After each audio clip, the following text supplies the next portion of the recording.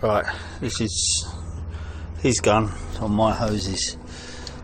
It's just showing that it's not an issue with the gun, and it's just his regulators at it. Yeah, turn it up, nice and gentle. Turn the oxygen on, that's what should happen. It's exactly what should happen. It shouldn't jump all over the place like his regulators do. So his regulator is definitely dead. So I'm just going to run a little weld because I've got the map, if you can see it, the map gas nozzle. I run acetylene on mine, so we're just going to do a little weld and see what it comes out like.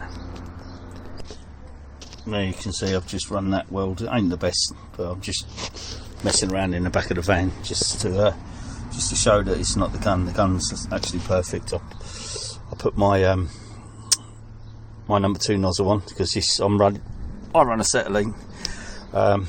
So yeah, it's that oxygen regulator that's failing. Right, hope we can get this resolved. Thank you.